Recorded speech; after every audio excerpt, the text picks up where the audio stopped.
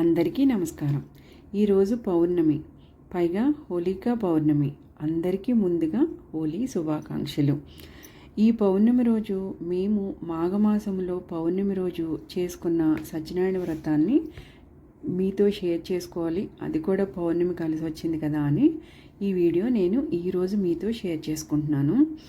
మనకి సత్యనారాయణ వ్రతం అంటే ఏ శుభకార్యమైనా మనకి సత్యనారాయణ వ్రతం చేసుకోవడం మనకు అలవాటు. ముఖ్యంగా పెళ్ళైన మరుసటి రోజు, అలాగే గృహప్రవేశానికి ఏ శుభకార్యమైనా, ముఖ్యంగా మాఘమాసంలో, కార్తీక మాసంలో, శ్రావణ మాసంలో తప్పనిసరిగా ఈ వ్రతాన్ని ఆచరించడం కొంతమందికి ఆనవాయితీగా ఉంటుంది. అందులో మేము కూడా ఉన్నాము. మేము కుదిరినప్పుడల్లా ఈ వ్రతం చేసుకోవడానికి ట్రై చేస్తాము. అలా కుదరనప్పుడు అయితే కనుక సంవత్సరానికి ఒక్కసారైనా చేసుకుంటాం, తప్పనిసరిగా చేసుకుంటాము సంవత్సరానికి ఒక్కసారి.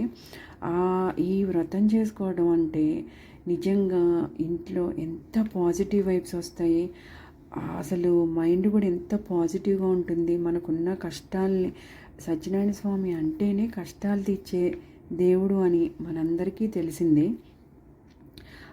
ఆయన తలిస్తేనే కష్టాలు పోతాయి. ఇంకా వ్రతం చేసుకుంటే ఎంత బాగుంటుంది. మనం ఏదైనా పని అనుకుని అది అవ్వట్లేదు, లేకపోతే అవుతుందో అవదో అన్నప్పుడు ఖచ్చితంగా ఎవరైనా ఈ వ్రతాన్ని చేసుకోండి. ఖచ్చితంగా పని అవ్వి తీరుతుంది.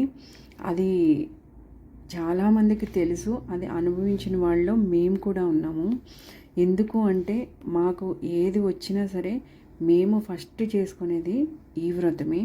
ఈ వ్రతం చేసుకుంటే నాకైతే చాలా బాగా అనిపిస్తుంది. దీనికి కుల, మత, జాతి ఏ విభేదాలు లేవు. ఎవరైనా ఎప్పుడైనా చేసుకోవచ్చు. కొంచెం మనకి ఏదైనా అవ్వాలి, లేకపోతే అయిన తర్వాత అయినా చేసుకోండి. చాలా చాలా బాగుంటుంది. సత్యనారాయణ స్వామి అంటేనే కష్టాలు తీర్చే దేవుడు. ఎందుకంటే ఇన్నిసార్లు చెప్తున్నాను అంటే అసలు ఆయన తలిస్తేనే మనకి సగం కష్టాలు పోతాయి. ఆయన్ని సత్యనారాయణ స్వామి అంటే విష్ణుమూర్తే కాదు, మనకి త్రిమూర్త్యత్వము ఉట్టిపడుతుందని చాలామంది అంటారు. అందుకే సత్యనారాయణ స్వామిని మూలతో బ్రహ్మరూపాయ, మధ్యత్వచ్య మహేశ్వరం, అదతో విష్ణురూపాయ, త్రైక్య రూపాయ తే నమః అని స్తుతిస్తారు. ఎందుకు అంటే ఆయనలో ఆ శక్తి ఆయనకి మాత్రమే ఉంది. కాబట్టి ఇది నేను ఎందుకు చెప్తున్నాను అంటే మేము ప్రత్యేకంగా ఎన్నోసార్లు చూసాము, ఎన్నోసార్లు ఆయన మార్చి చూశాను కాబట్టి చెప్తున్నాను. ఇక పెళ్ళైన వాళ్ళకి ఎందుకు చేస్తారు అంటే పెళ్ళైన వాళ్ళు సుఖ సంతోషాలతో ఏ కష్టాలు లేకుండా చక్కటి సంతానం కలగాలని చేస్తారు. అలాగే గృహప్రవేశం అయితే ఆ ఇంట్లో సిరి సంపదలు ఆ ఇంట్లో కూడా ఏ కష్టాలు రాకుండా వాళ్ళు, ముఖ్యంగా మనం ఇల్లు కొనుక్కున్నాము అంటే కొంతమంది గోల ఉంటుంది కదా, అది ఏవి తగలకుండా హ్యాపీగా ఆ ఇంట్లో మనం ఉండాలి అనేసి ఈ వ్రతాన్ని ఆచరిస్తారు.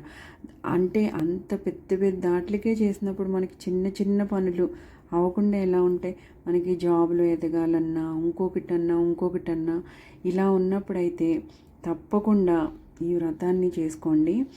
అలాగే మేమైతే ఎక్కువగా సత్యనారాయణ వ్రతాన్ని అన్నవరంలో చేసుకుంటాం. మ్యాక్సిమం అయితే అన్నవరంలోనే చేసుకుంటాం. అలా కుదరినప్పుడైతే కనుక ఇలా ఇంట్లో అయితే చేసుకుంటాం. కానీ చేసుకోవడం మాత్రం ఎప్పుడూ ఆపము. ఎందుకు అంటే నాకు ఆ మహత్యం తెలుసు కాబట్టి. మేము వ్రతంలో అయితే ముఖ్యంగా తులసి, కనకాంబరం, గులాబీలు, తామర పువ్వులు, అలాగే జమ్మిపత్రి తప్పనిసరిగా ఉపయోగిస్తాను నేనైతే. ఎందుకంటే జమ్మితో సత్యనారాయణ స్వామిని పూజిస్తే చాలా చాలా చాలా బాగుంటుంది, మంచిది కూడా. ఆ సత్యనారాయణ స్వామికి ఏమో మిగతా వాళ్ళకి తెలుసో లేదో కానీ మా సైడ్ అయితే జమ్మిపత్రితో పూజించాలని. నేను అన్నవరం వెళ్ళినా మేము కంపల్సరీ 108 అంటే 108 కాదు, 150 అలా జమ్మిపత్రాలు అయితే తీసుకెళ్తాం. తులసి కంపల్సరీ తీసుకెళ్తాం. తామర పువ్వులు తప్పనిసరిగా తీసుకుని వీటితో అయితే పూజిస్తాము.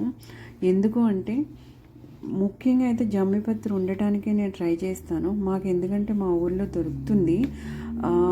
ఇన్ కేస్ దొరకని వాళ్ళైతే తులసి అయినా ఎక్కడైనా దొరుకుతుంది కదా. ఇవి ఏమీ లేకపోతే భక్తితో మనకున్న పువ్వులు మనకున్న వాటితోటే మనం పూజించుకోవడం మంచిది.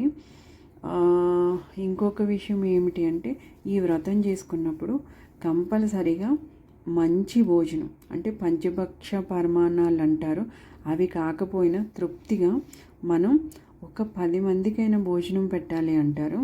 అలా పెడితే కూడా చాలా మంచిది. అంటే ఇవన్నీ కుదరకపోయినా స్వామిని తలిచినా చాలు. కాకపోతే నేను మామూలుగా వ్రతం ఇది గురించి చెప్తున్నాను. ముఖ్యంగా సత్యనారాయణ స్వామికి ప్రసాదం, ఆ ప్రసాదం మీకు తెలుసు కదా, అందరూ పొడి ప్రసాదం ఉంటుంది, వండిన ప్రసాదం 2 పెట్టినా సరే 1 పెట్టినా సరే చాలా మంచిది. ఎందుకంటే ఆ ప్రసాదం పెట్టకుండా వ్రతం అయితే పూర్తవదు. అలాగే ప్రసాదం దేవుడికి పెట్టడమే కాదు, మనం తినటం కూడా చాలా ఇంపార్టెంట్. ముఖ్యంగా వ్రతం అయిపోయిన తర్వాత కంపల్సరీ ప్రతి ఒక్కళ్ళు ఆ దేవుడి ప్రసాదాన్ని అయితే మనం తప్పకుండా తిని తీరాలి. అలాగే ఎవరికైనా ఎందుకు పెట్టారు అంటే మనకు ఉన్న దాంట్లో కొంచెమైనా దానం చేయాలని ఆ ప్రసాదం పంచిపెట్టడం, ఈ భోజనాలు పెట్టడం. ఇలా అయితే ఈ వ్రతం రోజు తప్పనిసరిగా ఎందుకు పెట్టారు అంటే అది ఈ వ్రతానికే పెట్టారు అంటే చూడండి అందులో ఎంత అర్థం దాగి ఉందో. నాకైతే అదే అనిపిస్తుంది. ఇది మనం ఏదో చేసేసాం, ఏదో ఇది అలా కాకుండా అయితే కనుక అలా లేకుండా ఈ వ్రతాన్ని అయితే పెట్టారు. ఏమో నాకు తెలిసిన విషయాలైతే నేను మీతో షేర్ చేసుకున్నాను. ఇక మేము వ్రతం ఎలా చేసుకున్నాము, స్వామివారి అభిషేకము, పూజ, ఇవన్నీ ఇక నుంచి చూసేయండి. ఈ వీడియో నచ్చితే కనుక తప్పకుండా లైక్ చేయండి. మీకు షేర్ చేయాలనిపిస్తే షేర్ చేయండి.